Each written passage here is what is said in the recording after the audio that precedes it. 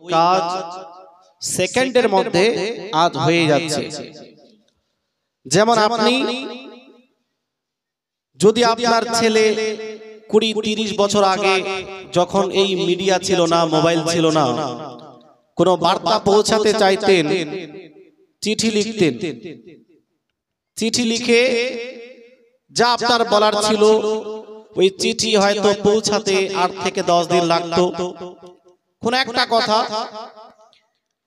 সে আবার ওই বিষয়ে আপনাকে অবগত করত, জবাব দিত, সেও কিছু বলতো, আবার আপনার কাছে আসতে আর 10 দিন লাগতো। তো কোন একটি কথা যদি জানতে চাইতেন যে তুমি বাড়ি কবে আসবে, তো উত্তর যদি হয় 6 মাস পর, তো এই উত্তরটি জানার জন্য 15 থেকে 20 দিন বা 1 মাস এরকম সময় লাগতো। বর্তমান যুগে এত সহজ হয়ে গেছে, মোবাইল উঠালেন, সেকেন্ডে হোয়াটসঅ্যাপে একটি মেসেজ করলেন, সেকেন্ডের মধ্যে তার কাছে পৌঁছে গেল, সেকেন্ডে রিপ্লাই দিল, আপনার কাছে চলে আসে। অনুরূপভাবে যদি সরাসরি আপনি কথা বলতে চান তো কত কঠিন ছিল। সৌদি আরব থেকে সে নৌকা করে আসবে, কয়েক মাস লেগে যাবে, এত অপেক্ষা করতে হতো। কিন্তু বর্তমান যুগে মোবাইল ওঠান, দুনিয়ার যে কোনো কোনায় থাকুক না কেন সঙ্গে সঙ্গে হ্যালো হয়ে যাবে। তো আজ আপনার এই জায়গা থেকে আপনার কথাকে আমেরিকায় পৌঁছে দেওয়া হচ্ছে, সৌদি আরবে পৌঁছে দেওয়া হচ্ছে, পাকিস্তান থেকে বাংলাদেশ, দুনিয়ার যত দেশ আছে যে কোনো জায়গাতে আপনি কথা বলতে পারেন। এটা কে তৈরি করেছে? আল্লাহর কোন বান্দা, একজন বৈজ্ঞানিকের শক্তি এই যে আপনার কথাকে 1000, 2000 নয়, 5, 6, 10 কিলোমিটার, 10,000 কিলোমিটার দূরে পর্যন্ত পৌঁছে দিতে সক্ষম। এটা কোনো আল্লাহর ওলি না, একজন অমুসলিমের এই পাওয়ার বিজ্ঞানের মাধ্যমে শিক্ষা অর্জন এইভাবে করেছে, টেকনোলজির মাধ্যমে হাজার হাজার কিলোমিটার দূরে আপনার কথাকে পৌঁছে দিতে পারছে। আমি বলতে চাই যে আল্লাহ পাকের সম্পর্কে আপনার ধারণা কি?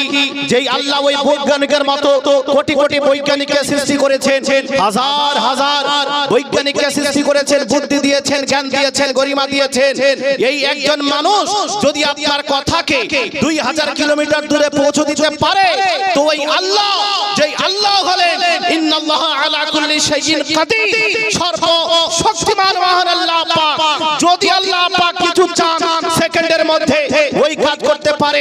একজন ব্যক্তি আপনার কথা যদি 5000 কিলোমিটার দূরে পৌঁছে দিতে পারে, তো আমার আল্লাহ নবী আলাইহিস সালাতু ওয়াস সালামকে শক্তি দিয়ে দূরের আওয়াজকে শোনাতে পারেন কিনা? জি জি জি। একজন মানুষ যদি এই কাজ করতে পারে, তো এই মানুষের যে সৃষ্টিকর্তা, প্রতিপালক আল্লাহ, তার শক্তি সম্পর্কে আপনার ধারণা কি? অবশ্যই আপনি এটা মানবেন যে আল্লাহ যদি চান তো কাউকে এই শক্তি দিতে পারেন। এবার দিয়েছেন কিনা? দিতে তো পারে, দিয়েছেন কিনা এটাই প্রশ্ন। হয়তো কিছু লোক মানে যে হ্যাঁ আল্লাহ পাক যদি চান তো শোনাতে পারেন 1000 কিলোমিটার দূর থেকে আওয়াজ। এবারে প্রশ্ন, ওই শক্তি দিয়েছেন কিনা? এ প্রসঙ্গে দালাইলুল খেরাত বিশ্ববিখ্যাত হাদিসের কিতাব 207 নম্বর পেজে একটি হাদিস বর্ণিত হয়েছে। শুনুন, নিজের ধারণাকে সঠিক করবেন নবী আলাইহিস সালাতু ওয়াস সালাম সম্পর্কে। নবী সাল্লাল্লাহু আলাইহি ওয়াসাল্লামকে একজন সাহাবী প্রশ্ন করলেন, আরাইতা সালাতাল মুসাল্লিন, ইয়া রাসূলুল্লাহ, ওই সমস্ত দুরূদ পাঠকারীদের সম্পর্কে আপনি কি বলেন? আপনি শ্রবণ করেন কিনা? মিম্মান গাবা আনকা, যারা আপনার থেকে গায়েবে আছে, দূরে আছে, আপনার কাছে নেই। ওয়া মিম্মা ইয়াতি বাদাক, অথবা আপনি দুনিয়া ছেড়ে চলে যাবেন, কিন্তু কিয়ামত অবধি লক্ষ কোটি মানুষ এই দুনিয়াতে আসতেই থাকবে, তারা যে আপনার উপরে দরুদ পাঠ করবে, তাদের দরুদ সম্পর্কে আপনার ধারণা কি? আপনি শ্রবণ করতে পারবেন কিনা? প্রশ্ন স্পষ্ট। যারা আপনার থেকে দূরে আছে, এই যুগেই আছে, আপনি এখন আমাদের নিকটে জাহিরি অবস্থায় বাহ্যিক রূপে আছেন, অথবা কিয়ামত অবধি কোন মানুষ বা যত মানুষ এই দুনিয়াতে আসতেই থাকবে তাদের দুরূদ আপনি শুনতে পাবেন কিনা? প্রশ্ন ক্লিয়ার? নবী সাল্লাল্লাহু তাআলা আলাইহি ওয়াসাল্লাম যেই জবাব দিবেন সেটাই আমাদের মানতে হবে। নিজের তরফ থেকে কোনো ধারণা তৈরি করা যাবে না। যেহেতু আমরা সুন্নি, আমরা মুসলিম হওয়ার জন্য বিশেষ বেশি বৈশিষ্ট্য কোরআন মানতে হবে আর রাসূলুল্লাহ সাল্লাল্লাহু আলাইহি ওয়াসাল্লামের হাদিসকে মানতে হবে, নবীর সুন্নাহকে মানতে হবে। তারপরে কোরআন হাদিসের আলোকে যেই বড় বড় ফাকিহগণ উলামায়ে কেরাম কোরআনের ব্যাখ্যা বিশ্লেষণ করে গোটা বিশ্বের মধ্যে পৌঁছে দিয়েছেন, তাদেরকে মানতে হবে।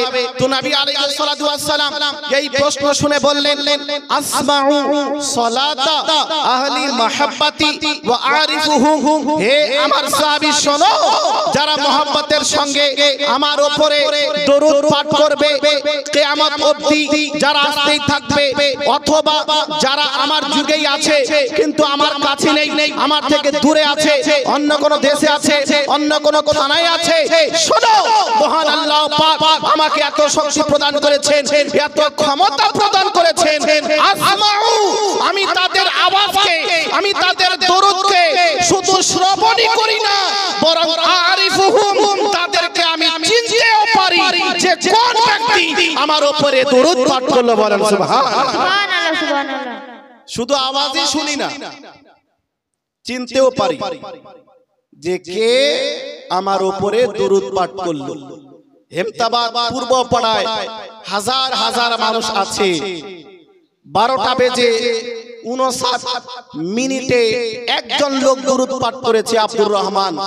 নবী পাক বলছেন আমি তাকে চিনি। বলেন সুবহানাল্লাহ। সুবহানাল্লাহ।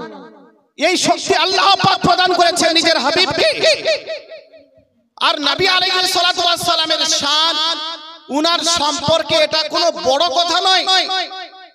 এই শক্তি তো আল্লাহ পাক কিছু ফেরেশতাকেও দিয়েছেন। ইসরাইল যে আপনার রূহ কবজ করেন, তাকে অর্ডার করা হয় যে অমুক ব্যক্তির রূহ কবজ করা হবে, সঙ্গে সঙ্গে সেই জায়গাতে পৌঁছে যায়।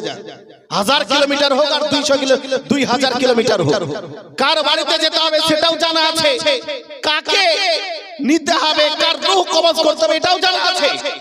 আল্লাহ পাক সর্বদা ওই ডিটেইলস রেখে দেন না, শুধুমাত্র অর্ডার করেন ওই বান্দাকে নিতে হবে, তাকে কবজ, তার রূহকে কবজ করতে হবে, সেকেন্ডের মধ্যে সেই জায়গাতে উপস্থিত হয়ে যায়। তো আমাদের নবী তো সমস্ত নবী, সমস্ত ফেরেশতাদের সরদার, ফেরেশতার এত পাওয়ার যে উনি চিনতে পারেন, ওখানে যেতে পারেন, উপস্থিত হতে পারেন। তো নবী আলাইহিস সালাতু ওয়াস সালাম সম্পর্কে আপনার ধারণা কি? এজন্য ভাই, নবী আলাইহিস সালামকে এই শক্তি আল্লাহ দিয়েছেন যে উনি দরুদ শ্রবণ করতে পারেন।